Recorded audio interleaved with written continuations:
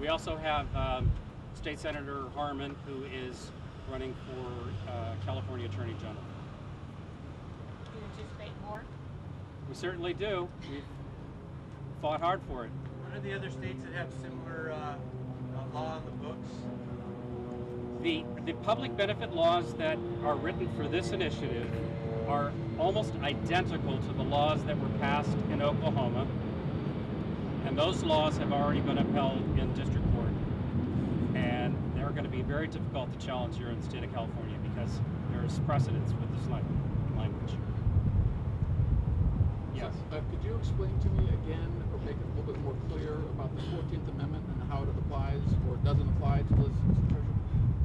All right. I mean, I heard Ted was talking about this. If you go back to read the recorded words in the Congressional Globe, it was called the Congressional Globe then, today it's the Congressional Record, they clearly stated that this was the time where they were going to make it clear that they were not issuing citizenship based on birth by the soil. It was based on birth to parents who had their exclusive allegiance to the United States. And all of their recorded words testify to that. And I'll tell you another thing is that Ulysses S. Grant, President of the United States, the man who held this nation together in the Civil War, spoke in his State of the Union address on December 1st, 1873, that the United States had led the way in the overthrow of the doctrine of automatic birthright citizenship. Now, are we going to call him a liar today? Are we going to say that that was not their intent when they spoke very clearly that it was? Somehow this country got off the track and it's time to get back on the right track. Yes, Pete wants to ask. Let me add a little bit to that.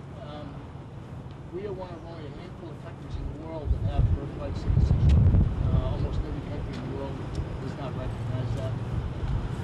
Secondly, when the 14th Amendment was passed, as Ted pointed out, it was a civil rights. It was a way to overcome slavery.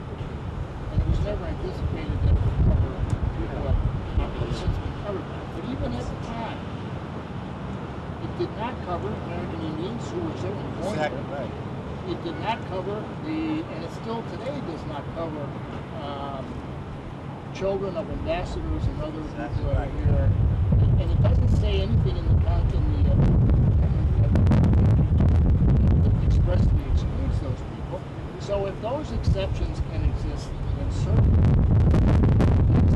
people that I can hear reading seems to make sense. That debate will go on.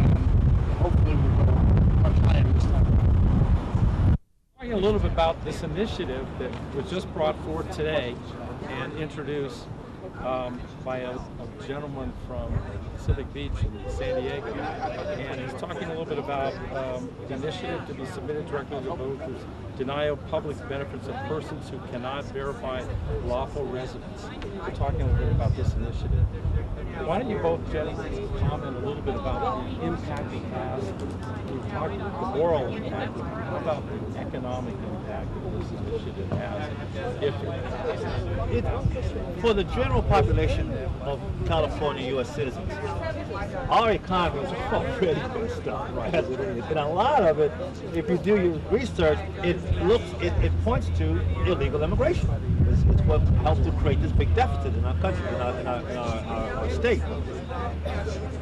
However, at the same time, black folks, we're really going to catch hell if this is allowed to continue. How are we going to give to somebody else when we're not taking care of our own?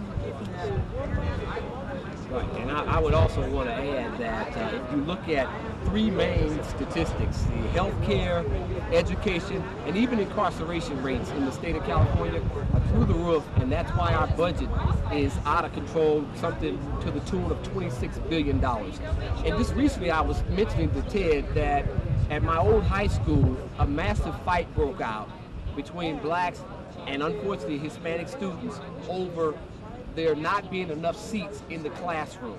That is one example of what this illegal immigration invasion is doing to black people, to our communities. And also, lastly, the Martin Luther King Hospital was a hospital fought for with a whole lot of blood and sweat by black Americans. Hispanics came in and the hospital closed down because of the weight of the women coming in and others having babies, not being able to pay. And so the hospital closed, and we lost the only one hospital in our community.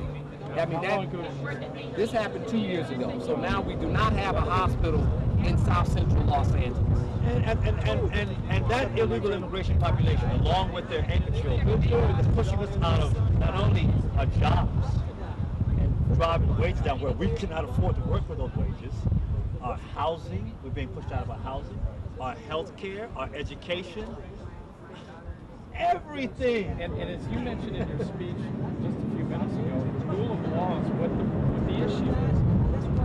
None of us have any problems with people coming here legally. None of us. But when you disrespect the rule of law, that's where the problems come. And also, the sad thing about it, too, what they do, is you're Anglo-white American citizens. And if you say what you just said to them, you are a racist, you are a bigot, you are a Nazi. No, sir. He believes in the rule of law for any country. You can't do this in Mexico, or Guatemala, or Salvador, or any other country. We have the freedom. You know what? Lastly, I'd also like to mention one other thing, and that's regarding our language. This country has always had a bond with a common language. Illegal immigrants are coming in and resisting the effort to make English the understood and national respected language of the United States. If anyone out there would consider what this country will look like if we are not all speaking the same language, take a look at what happened in the Balkans and what is taking place up in Canada with regards to Quebec wanting to cede themselves and separate from the nation. That is what we're looking at here in the United States, in California, Arizona, and other places where people who speak a foreign language refuse to accept English as the national language. Let me ask you one more point, please, on the birth issue. 2010, 16, 17-year-old anchor children will be 18 voters age. That's millions. 2012, big presidential election. 14 and 15-year-olds will join the 17 and 18-year-olds at being elected. Tens of millions of illegal voters. That's going to destroy. And do we not always remember these people? We don't stop it.